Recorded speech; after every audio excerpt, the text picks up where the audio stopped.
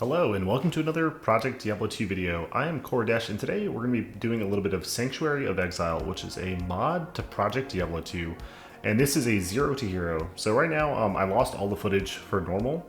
So this is me just leveling a Necromancer. Currently I am a Summon Skeletal Mage Necromancer and we are just going through Nightmare. So that was Andariel. Now it's time for some Duriel. At this point my gear is absolutely trash. It's kind of a struggle.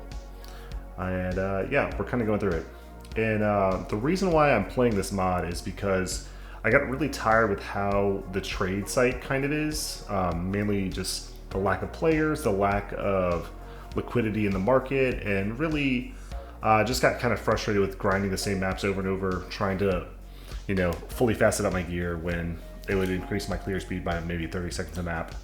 So I decided I wanted a little bit more autonomy over my maps, and this mod actually gives you that. So you can really super juice your maps using things like chisels and tablets and like some other crazy stuff. So I kind of really wanted to check out that in game. And so this is just a kind of 0 to hero. And now we're on Mephisto at this point. And this is going a little bit easier just because I can revive the council members, and the low res plus the hydras is pretty nice. Now, it is a little bit scuffed, you know, at this point. My damage is really bad. I don't have any gear, so just kind of is what it is. Diablo, much of the same. Just a little bit of a struggle. The big thing is I just don't want my Merc to die. I'm pretty sure my Merc has the Prayer Aura rune word, and that's been really good at keeping my minions alive. So I think it's Purity. So nice, we got a little bit of loot there, level 54 at this point. And now I kind of want to talk about these. So these are Mythic Orbs and Exalted Orbs. So Mythic Orbs allows you to upgrade a white or blue, I think, or rare item into a unique, which is really powerful. Now, it doesn't work on exceptional items, which I did not realize. But, so I start testing this out, and I'm like, okay, the Black Hand Key is pretty good, but, you know, an Armor King Leoric would be better. So I went ahead and made that. And then, once realizing this, I was like, oh, I could just get a Grimm's Burning Dead. So I went over and I gambled for like 5 minutes to find a Grim Scythe. And then once I found the Grim Scythe, boom, I found my Grimm's Burning Dead. Now at this point, I had a lot of currency. So I had a couple of Demonic Cubes because the drop rate is increased for a lot of different things. It's kind of adjusted for single player. So I decided, you know what, this is pretty much all my damage. So I might as well try and get this as high as possible. So luckily I got a 3-4. And that's going to really just carry me for the rest of the campaign. Usually you would just trade for one of those if you're playing on the live servers, but this is also kind of fun to be able to like target farm, and bases matter a lot. So I have a loot filter, but I can't really deactivate it because I'm constantly looking at bases to make certain items. So yeah, so kind of weird to like have to look at all the loot all the time. So now we're just doing the Bale Waves, and once I got that Grimm's, you know, the DPS is much, much higher. And in single player, the DPS doesn't work on this mod, so, you know, I can't show you what the actual DPS is. I just, you know, stuff is dying relatively quick. You saw that enchant proc, so I did get a Lava Gout on for my Merc, which is really nice just for the attack rating. Not necessarily for the mages, but later on it'll be nice. So, just fighting Bale. I think this is like 1.5x speed, just because this took a while. And now it's time to go to hell. Nothing meaningful dropped. So at this point, I was looking at the wiki and kind of reading up on it on the site, and I realized that you could take 2 puzzle pieces and then you could go to a vendor and buy a specific coin, which I believe is this coin. And if you combine all those things, you can turn puzzle pieces into a puzzle box. You can also buy respect tokens here for like 1 gold, which is incredible. You know, chip gems are the like low runes, like 1 through 5 runes you can also buy from the vendor. So it's just really nice and accessible. Another really nice thing is these boxes of curiosity, which give you 50 perfect gems. So whenever you find them, it allows you to roll charms and jewels. All right, now that we're at Countess, you can see she drops 3 runes, and she always drops 3 runes. Also, runes have a chance to not downgrade as much, so it kind of ups the drop rate on runes in a roundabout way. Next up, I gambled for this Serpent Skin armor, and I think that it'd be a great time to hit that with a Mythic Orb to get Skin of the Viper Magi, which is honestly one of my favorite items. So I get that, and then I'm like, you know what? I'm pretty sure I should up this just to get a little bit more defense, because right now I'm a little bit worried about Fizz since I'm not using Bone Armor. And so I do have a pretty good plethora of runes, so we check those out. You know, at this point I have 2 runes, which is really nice. And it takes me a little while to figure out which perfect gem I need for this. Boom, up it, and now that we've upped it, I think to myself, hey, it might be a great time to use a puzzle box, because I have 3 of them. Why not? So I hit it with the puzzle box, and then I hit 4 sockets, which I didn't know. Also with the puzzle boxes, you can re-roll the sockets over and over, so that's actually really cool. Next up, I found some Grave Palms on the way to Andariel. Obviously very good since I'm currently a Summon Necro, so we put those, we take those. Best in slot for pumping up the plus skills. Next up, we just have Andariel here. She's relatively easy. There's a Conviction Aura enemy somewhere, don't love that. But it looks like we take them down and then we're good to go. So, just kind of a bit of a slog. Yeah, right now we're at about 30 points on the Skeletal Mages, which is not bad. Not amazing, but not bad. I'm probably also pretty under-leveled because this is an 85 zone, and I'm probably like level 70 or something. Gets another Geed's Box of Curiosity. That's another 50 perfect gems, I think, so that's pretty cool. And then next up, we take those gems and decide to roll for, hoping for some skillers. So there was a Barb skiller, and I just roll past it. And then there's a Paladin skiller, I roll past it. Druid skiller, I roll past it. And then I run out of sapphires and get annoyed and just pitch that to the ground. It is what it is. I end up starting to keeping all the different skillers, but yeah. So I found this Shaco, and it says div base, and I was like, oh, I can just upgrade it with the Mythic Orb. Mythic Orbs do not work on exceptional items, so this will not make a Shaco. So I was just like, what the heck? But yeah. Anyways, so I frustratingly decide to slam my Skin of the Viper Magi, and it hits +1 all skills. And that was incredible. So pretty excited about that. We then go ahead and slam the String of Ears, which is perfect for the Mercenary. Give it a little PDR, little life steal. So that's nice. Next up, we did find an Instant Ohm in the on the way to the Maggot Lair, or like through the Maggot Lair. We also found a Demonic Cube and this BK sword, which I have like inventory hell happening, so I gotta like figure out what to get rid of. So we kind of rearrange a little bit, grab the BK sword. It rolls decently. Eventually I might make a Barb, not sure. We get the Staff of Kings and an Exalted Orb. So the Exalted Orb functions similarly, but it makes a set item instead of a unique item. And that's really great for making like your Trang set or your Tal Rasha set or things like that. So kind of getting those starter sets online, those are going to be really nice to just have a abundance of.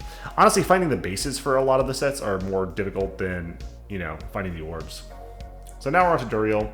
Duriel's pretty easy. I cast some Desecrates and some Revives just to make sure I get some Oudoirs to tank, and then the mages make quick work of it. And since we have the Vigor and the Prayer Aura, it's just nice and cozy.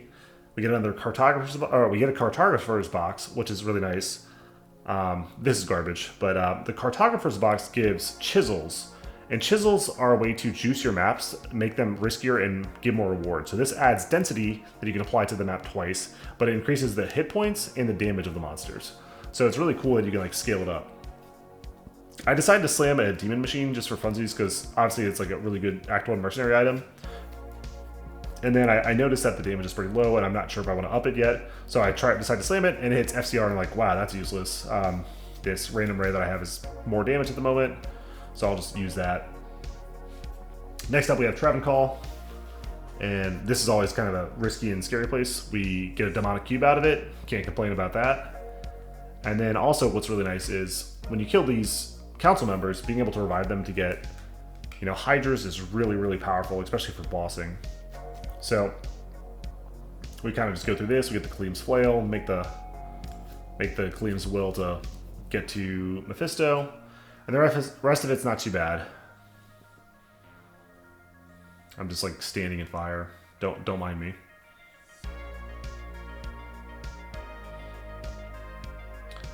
All right, time to smash the Compelling Orb. So on the way to Mephisto, I found an rune and another Geed's Box of Curiosity, so that's really nice. I also ended up finding a rune, and most of these are out of chests and like breakable items. So I think I was playing on a controller, so it's really easy to like mash the A button and just break things as you walk. So that's honestly a big plus for playing on controller. Here we have Mephisto and lower res plus, you know, council member revives. Makes pretty quick work of them, not too bad. Also plenty of gold on the ground, which is nice to be able to gamble for bases to upgrade. We also get a Noscoil and then a Charge Essence of Hatred. Now in this, since tokens of Absolution only cost 1 gold, the Charge Essences actually are used for another item, which is a unique small charm. And I'll kind of showcase that later. So, yep, next is a Hellforge. We crack it open, and what do we get? We get a Mythic Orb, which is nice to be able to upgrade an item to unique, and then we also get an Istarune. So, you know, I lost my Istarune earlier by being stupid, but we got one back, so that's nice. And then now it's on to Diablo. For some reason, I recorded most of this. Chaos Sanctuary was a lot more difficult than Diablo for me. My single target seems to be pretty good, so he goes down pretty easily. I got a nice Primeval Soul out of it, and nothing else relevant. So that's pretty good. And now it's time for Act 5. This is me just deleting an Istarune.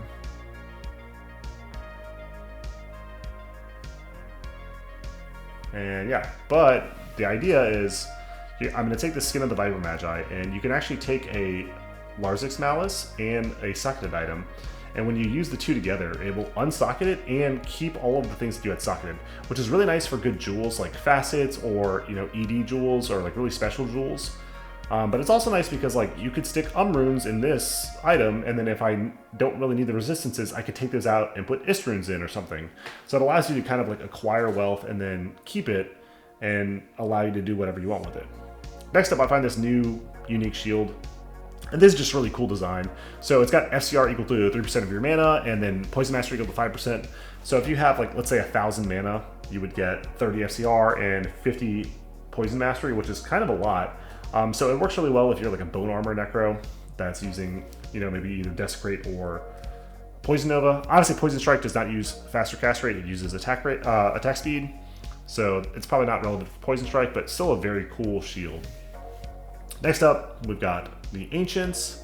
The Ancients go pretty well. No deaths, no complaints. They do kill my mages so fast that I'm constantly having to resummon. My Merc is, you know, taking damage, so I'm having to spam potions killing her. I didn't bring mana potions because I am stupid, and so that's kind of challenging. But overall, summoners make Ancients generally pretty easy and simple. So, and then I just have to finish up with Talic, and that'll be that. It does take me quite a bit longer. But yeah. Almost done with Hell, and then I can start figuring out what I want to do for grinding the end game. Alright, Corlic goes down, and he kind of jumps on me a little bit scary, and then Talic goes down.